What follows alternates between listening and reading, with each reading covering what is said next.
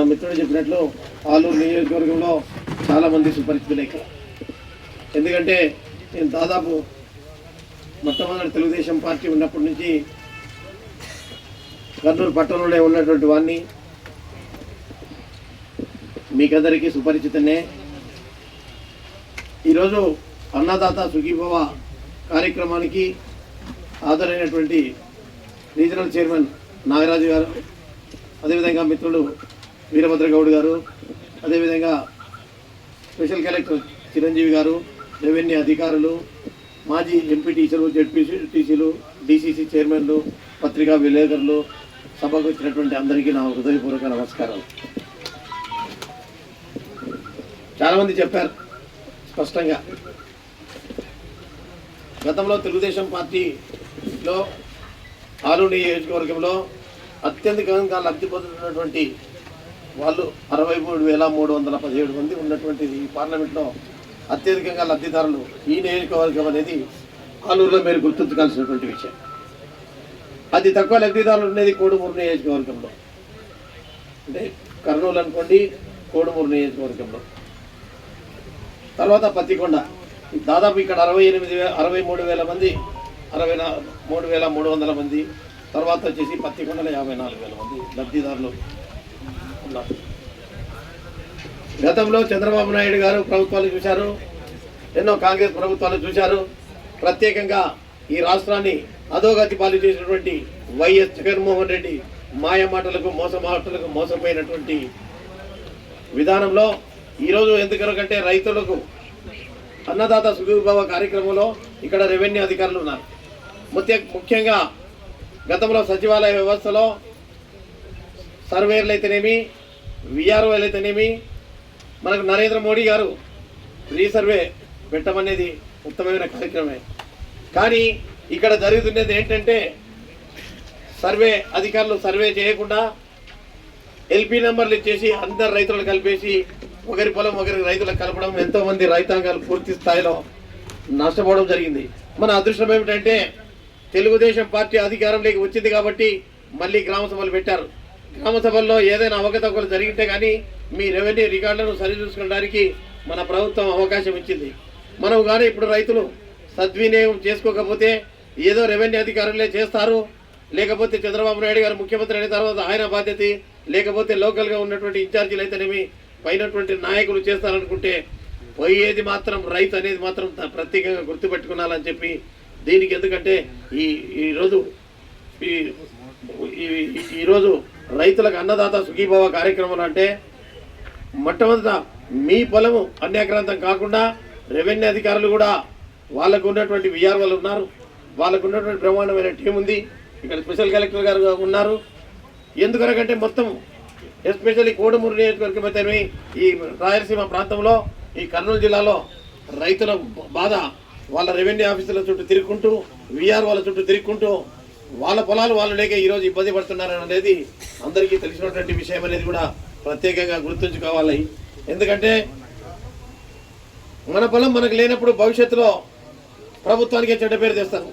ఓటేశారు, ఒక దుర్మార్గుడు హంతకుడైనటువంటి కిరాతకుడైనటువంటి జగన్మోహన్ రెడ్డిని ఈ రాక్షస పాలన నుంచి తప్పించారు. తప్పించకపోతే ఈరోజు మన పొలాలు మనకు ఉండేటివి కాదు. ఆయన ఎన్నో పథకాలని చెప్పాడు. ఎట్లా ఉంటుందంటే గతంలో కూడా రేషన్ ఉంది, ఆల్మోస్ట్ సబ్సిడీ స్కీములు ఉన్నాయి. రాను రాను బడ్జెట్ పెరిగే విధానంలోనూ లేకపోతే కొన్ని స్కీములు పెరుగుతూ ఉన్నాయి. ఎన్టీ రామారావు ప్రవేశపెట్టినటువంటి స్కీములను ఆ రోజు 50 రూపాయలు, 75 రూపాయలు ఉన్నటువంటి 200 నుంచి పెన్షన్ విధానం ఈరోజు దాదాపు 4,000 రూపాయలు. జగన్మోహన్ రెడ్డి చెప్పాడు, అవ్వ అన్నాడు, తాత అన్నాడు, ముద్దులు పెట్టాడు. తర్వాత ఏం చేశాడు? ప్రతి నెలను 1 సంవత్సరం వరకు ఇవ్వలేదు. సరే, గతంలో ఎన్నో పొరపాట్లు జరిగిండొచ్చు మా పార్టీలో అని చెప్పి చంద్రబాబు నాయుడు గారు ఈసారి వచ్చినప్పుడు రాష్ట్రంలో అద్దాను అప్పుల పరిస్థితిలో ఉన్నా కానీ ఈ రాష్ట్రానికి అభివృద్ధి చేయాలనే ఉద్దేశంతో చేసి సంకల్పం చేసినటువంటి మీకు అందరికీ బాగా తెలిసి వీళ్ళందరూ చెప్పారు. పెన్షన్లు అయితేనేమి, గ్యాస్ సిలిండర్లు అయితేనేమి, ఇప్పుడు కూడా టీవీలో కూడా చెప్తా ఉన్నారు. ఎందుకంటే మీకు అందరికీ తెలిసినటువంటి విషయాలే. ఆలూరు నియోజకవర్గంలో మన అదృష్టమో దురదృష్టమో ఇక్కడ తెలుగుదేశం పార్టీ, ఇక్కడ బీసీలు కూడా చాలామంది ఉన్నారు. ఎందుకు నష్టపోతున్నామో ఒక్కసారి ఆలోచించాలి. ఈరోజు ఇది రైతాంగానికి ప్రవేశపెట్టినటువంటి ప్రోగ్రాం. ఎందుకంటే దాదాపు 63,000 మంది రైతులు ఉన్నారంటే మన నాయకులు, ప్రతి ఒక్కరి నాయకుల బాధ్యత అందరినీ కూడా. అదే కాకుండా అందుకొరకే ఏం చేశారంటే ప్రతి వాళ్ళని కూడా ఇక్కడ పెట్టి ఇక్కడ ఓపెన్గా పెట్టారు. నాయకులు కూడా దీంట్లో గ్రూపులు కాదు కావాల్సింది. ఎక్కడైనా కానీ కోడుమూరు కానీ కర్నూలు కానీ పత్తికొండ కానీ ఏ నియోజకవర్గంలోనైనా ఇటువంటి ప్రోగ్రాములు అంటే చంద్రబాబు నాయుడు గారు మనము చేస్తున్నటువంటిది ప్రజలకు తీసుకొని పోండి, వాళ్ళకి ఎంత లబ్ధి పొందుతుందో అనేది తెలుసుకున్నాలనుకున్నప్పుడు నిన్న లేదు మన బూత్ కమిటీలకు పెట్టారు. బూత్ కమిటీలకు పెట్టేది ఎందుకు వరకు పెట్టారంటే రేపు సర్పంచ్ ఎలక్షన్లకో లేకపోతే వార్డు మెంబర్గానో పోటీ చేయాల్సి వస్తుంది. అది ఏదో మనకు చంద్రబాబు నాయుడు గారు ప్రవేశపెట్టి వాళ్ళు మాత్రమేనా అని అపోహలు పడకుండా అది జస్ట్ గ్రీవియన్స్. రేపు కలెక్టర్ ఆఫీస్కి పోతాం, ఒక అర్జీ ఇస్తాం. ఈయన ఏం చెప్పాడు, అయ్యా మేము చెప్పిన హామీలు మీకు ఇచ్చారా లేదా? వాళ్ళ ఇంటి దగ్గరికి పోయినప్పుడు ఆ గ్రీవియన్స్ డైరెక్ట్గా నేరుగా ఆ డాష్ బోర్డు వాళ్ళ ప్రభుత్వానికి పోతే మన దగ్గర పోయినప్పుడు ఇంట్లో ఉన్నటువంటి వాళ్ళు కూడా గమనిస్తారు. అయ్యా పలానా వాళ్ళ అబ్బాయి వచ్చారు, వాళ్ళు చెప్పినటువంటివి గ్యాస్ రాలేదు లేకపోతే ఏమైనా ఇబ్బందులు ఉన్నట్టు ఆ డాష్ బోర్డులో ఉంటే అప్పుడు వాళ్ళు ఎప్పుడైనా వాళ్ళకి ఆ స్కీమ్ మళ్ళీ తిరిగి లబ్ధిదారునికి వస్తే అయ్యా మన ఇంటికి వచ్చాడు ఈ అబ్బాయి, వచ్చినందుకు మాకు ఈ లబ్ధి పొందింది తెలుగుదేశం ప్రభుత్వం అనే ఉద్దేశంతో చెప్పారు. కానీ లేకపోతే ప్రభుత్వానికి కూడా మనం ఓటర్ లిస్టు స్లిప్పులు మనం రాయడం లే. ఇప్పుడు వాళ్ళే తెచ్చి మనకు ఓటు ఇస్తే ఓటేస్తున్నాం. ఈరోజు వాళ్ళు ఐడెంటిఫై చేసుకోలేక కాదు. టీచర్లు ఉన్నారు, రెవెన్యూ అధికారులు ఉన్నారు, సచివాలయ వ్యవస్థ ఉంది. ఒక నెల రోజులు టైం ఇచ్చినా కానీ మనం ఏమనుకుంటాం, కార్యకర్తలమే తిరుగుతున్నాం అని మనం అనుకుంటాం. నేను కూడా అనుకుంటున్నా. కానీ దాన్ని అబ్జర్వ్ చేస్తాను. నేను గమనించినటువంటి విషయం ఏమిటంటే పార్టీ బూత్కి ఇద్దరు ఉన్నప్పుడు నెల రోజులు తిరిగి ప్రతి ఒక్కరిని టచ్ చేసినప్పుడు రేపు లోకల్ బాడీ ఎలక్షన్లు కానీ రేపు ఓటు వేసినప్పుడు కానీ అమ్మా నీకు ఈ సంక్షేమ పథకం రాలేదు, మేము పూర్తి చేయించాం, సచివాలయంలో వాళ్ళు ఎంటర్ చేయించినామని చెప్పి వాళ్ళు పోయి గ్రీవెన్స్ను మనము పోయి వాళ్ళ గ్రీవెన్స్ను మనం ప్రభుత్వానికి తెలుపుతాడనే ఉద్దేశంతో సరైన కార్యకర్తలను పోయి ప్రజలకు తీసుకుపోయే వాళ్ళని చెప్పి నామినేట్ చేయమని చెప్పి అక్కడ ఉన్న ఇన్ఛార్జీలకైతేనేమి ఎమ్మెల్యే వాళ్ళకైతేనేమి చెప్పినటువంటిది. ఏదో ఎమ్మెల్యేలు చెప్పినారో లేకుంటే అనేది కాకుండా మొట్టమొదటి ఆ కార్యకర్త ఇక నెల రోజులు అది కూడా ఏముందండి 40 ఏళ్ళు తిరిగేదని చెప్పి పెట్టాడు తప్ప నేను మొట్టమొదటి నాకు అర్థం కాలేదు. లేకపోతే గవర్నమెంట్ ఏమో ఎవరికి రాలేదు ఏమని చెప్పి రెవెన్యూ వ్యవస్థలు వెరీ ఈజీ. వాళ్ళకు ఇప్పుడు సచివాలయాలు ఉన్నాయి, ఎంతమంది అధికారులు ఉన్నారు, 10 రోజుల్లో వాళ్ళకి ఐడెంటిఫై చేసి ఈ ఇంటికి ఇది రాలేదని చెప్పిస్తారు. కానీ మన ప్రభుత్వం చేసినటువంటిది మన వాళ్ళ దగ్గర పోయి వాళ్ళకుండే సమస్య ఏమిటి అని చెప్పి డాష్ బోర్డుకి పోతే అక్కడి నుంచి వాళ్ళు అక్కడ ఫోన్ నెంబర్ ఉంటుంది, వాళ్ళ ఇంటి నెంబర్ ఉంటుంది అనే ఉద్దేశంతో పెట్టింది. కాబట్టి ప్రతి ఇంటిని దీంట్లో లబ్ధి పొందేది పార్టీలకు అతీతంగా చేయాలని చెప్పి చెప్పారని చెప్పి నేను గమనించినటువంటి విషయం చెప్పి కూడా మీకు అందరికీ తెలియజేస్తున్నా. నేను ఈరోజు కోఆపరేటివ్ బ్యాంక్ చైర్మన్గా నేను నిజంగా సరే చెప్పకూడదు, సరే ఉన్నాను. ఎందుకంటే నేను వచ్చిన తర్వాత కూడా మీటింగ్లో చెప్పా, ఏదైనా రైతులకు ఉన్నప్పుడు కమర్షియల్ బ్యాంక్స్ బయట ఇచ్చేదానికంటే గోల్డ్ లోన్ ఉంది, వాళ్ళకంటే తక్కువ పర్సెంట్ ఇంట్రెస్ట్ ఇవ్వాలని చెప్పి ఒక ప్రపోజల్ కూడా మిగతా వాళ్ళని చెప్పి కూడా ప్రపోజల్ పెట్టించడం జరిగింది. అదేవిధంగా ఓటీఎస్ వన్ టైం సెటిల్మెంట్ అంటే గత చాలా సంవత్సరాల నుంచి పెండింగ్ పడినటువంటివి లేకుంటే ఎవరైనా చనిపోయినటువంటి వాళ్ళు ఉంటే కూడా ఓటీఎస్ కూడా ప్రపోజల్ పంపించాలని చెప్పి చెప్పారు. అదేవిధంగా ఇంకోటి జరుగుతూ ఉంది, ఇక్కడ 7% వడ్డీకి 3 లక్షలు అంటే మన మహిళా గ్రూపుల వాళ్లకు 3 లక్షల వరకు బ్యాంకులు కానీ కోఆపరేటివ్ సొసైటీ కానీ 7% ఏమో తీసుకుంటారు. తర్వాత 5 లక్షలు 10 లక్షలు కూడా పెంచినప్పుడు కమర్షియల్ బ్యాంకులో 12 లక్షల రూపాయలు తీసుకుంటున్నారు, 12%. దాన్ని కూడా మన బ్యాంకులకే డైవర్ట్ చేసుకుంటే అదే 7% వడ్డీకి ఇస్తారనేది చెప్పి కూడా ఇక్కడ ఉన్నటువంటి పొదుపు లక్ష్యం గ్రూపులకు అక్కడ ఉన్నటువంటి నాయకులు కానీ చేస్తే మేము కోఆపరేటివ్ బ్యాంకులో ఎవరైనా కట్టి లేకుంటే ఆ మహిళలు వాళ్ళని ట్రాన్స్ఫర్ చేయించి ఇక్కడి నుంచి లోన్ ఇప్పించి అదే 7% ఇప్పిస్తే దాదాపు 4% వడ్డీ మిగులుతుందని చెప్పి కూడా నేను అక్కడ ప్రపోజల్ పెట్టడం కూడా జరిగింది. అదేవిధంగా వీలైనంత వరకు రైతులకు కానీ ఎక్కడ కానీ అవినీతికి అవకాశం లేకుండా ఎవరికైనా లోన్లు ఇవ్వాలనుకుంటే ఏదైనా కానీ ఎవరైనా కానీ మాకు డబ్బులు ఇస్తామని చెప్తే చక్కగా నా దగ్గర నేరుగా రండి, ఫోన్ చేసి అయినా చెప్పండి. ఎక్కడ కూడా మీకు ఇచ్చే లోన్కి మనమే వడ్డీకి తీసుకుంటాం, నేను రైతునే కట్టలేని పరిస్థితి. కాబట్టి అటువంటివేమి మా దృష్టికి రాకుండా జరిగితే నేనేం చేయలేను. ఏదైనా ఉంటే నాకు నేరుగా ఫోన్ చేసి చెప్పినా కానీ, ఎందుకంటే నేను అందరికీ తెలిసినటువంటి వాడినే కాబట్టి తప్పకుండా రైతులకు సహాయం చేయడానికి మీ ముందు ఉంటామని కూడా తెలియజేస్తున్నా. ఈరోజు చంద్రబాబు నాయుడు గారు అంత వయసులో స్పష్టంగా చెప్తా ఉన్నాడు. గత ప్రభుత్వం ఏం చేసింది? జగన్మోహన్ రెడ్డి గారు, నరేంద్ర మోడీ గారు చెప్పినటువంటి మాటనే తూచా తప్పకుండా 2,000 6,000 ఇస్తా ఉన్నాడు. గతంలో ఆయన 15,000 కాదు ఇచ్చింది, కేవలం 13,500, అంటే 6,000 కేంద్ర ప్రభుత్వానివి, 7,000 మాత్రం ఈయనవి. ఈరోజు నేరుగా ఒకేసారి డబల్ పెంచారు.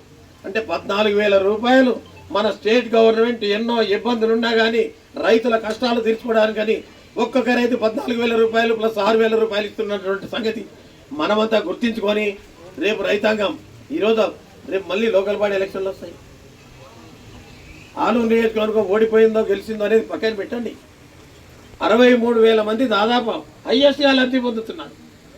లబ్ధి పొందినప్పుడు ఇక్కడ సర్పంచ్ ఎలక్షన్లో, ఎంపీటీసీ ఎలక్షన్లో ఎవరో పోటీ చేసినా కానీ మన పైన నమ్మకం ఉన్నప్పుడు ఇవి మన ప్రభుత్వం చేసిందయా, మనకు ఓటు వేయాలని చెప్పి లోకల్ బాడీ ఎలక్షన్లో చాలా ఉపయోగపడుతుందని కూడా చెప్తున్నా. దీంట్లో మిగతా వాళ్ళకంటే హైయెస్ట్ లబ్ధి పొందుతున్నది ఆలూరు, నెక్స్ట్ పత్తికొండ. గతంలో ఏమైనా జరిగినట్టు కానీ నియోజకవర్గంలో అందరూ కలిసి కట్టుగా నాగరాజు గారి పాపం అక్కడ పనులు చైర్మన్ గారు ఒక 4 రోజులు ఇక్కడనే ఉన్నారు. ఆయనకి ఇబ్బంది. ఇక్కడ సమన్వయం చేయాలని ఎంత ప్రయత్నం చేస్తున్నటువంటి దానికి కూడా, ఎందుకంటే 4 రోజులు అయింది ఇక్కడనే ఉన్నానని చెప్తున్నాడు పాపం. ఈరోజు కూడా ముఖ్య నాయకులు కూడా అందరూ హాజరై, లేకపోతే నేను ఎక్కడ పోయేవాడిని కాదు.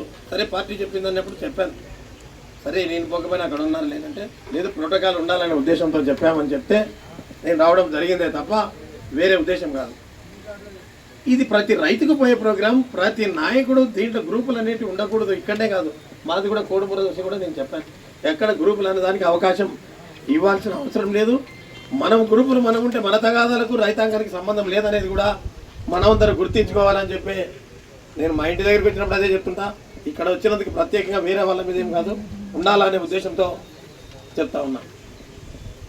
ఈరోజు చంద్రబాబు నాయుడు గారు మాట నిలబెట్టుకోలేదని చెప్పేది పచ్చి అబద్ధాలు. గతంలో ఎన్నో పొరపాట్లు జరిగి ఉంటాయి, రెక్టిఫై చేసుకోవడానికే మళ్ళీ మనం ఇంత అవకాశం ఇచ్చాము.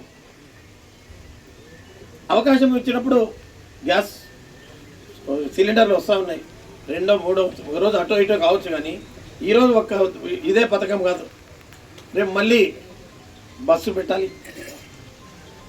తర్వాత ఆటో వాళ్ళకు 10,000 ఇస్తామని చెప్పి చంద్రబాబు నాయుడు గారు చెప్పారు. ఇబ్బందులను కూడా గమనించి ప్రతిదీ మనం అలిగేషన్ చేయడం కరెక్ట్ కాదు. మనమై ఖచ్చితంగా ఒక రాక్షస పరిపాలన నుంచి బయటపడినాం, అది గుర్తుంచుకోండి. అదేవిధంగా నేను కర్నూలు పార్లమెంట్లో మాకు 7 మంది మెంబర్లు ఉంటే మా కోడుమూరు నియోజకవర్గంలో ఎప్పటికీ 3 మా చేతుల్లోనే ఉంటారు మెంబర్లు.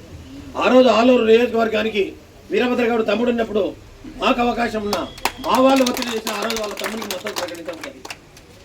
చనిపోయిన తర్వాత వైస్ చైర్మన్కి రావడం జరిగింది. ఎందుకంటే వెనుకబడే నియోజకవర్గంలో ఎల్ఏసీ చైర్మన్ ఉండాలనే ఉద్దేశంతో ఆ రోజు కూడా చాలా ఒత్తిడి తేవడం జరిగింది. మా కాన్స్టిట్యున్సీ వేరే వాళ్ళు అయినా కూడా నేను బెండ్ కాలేదు.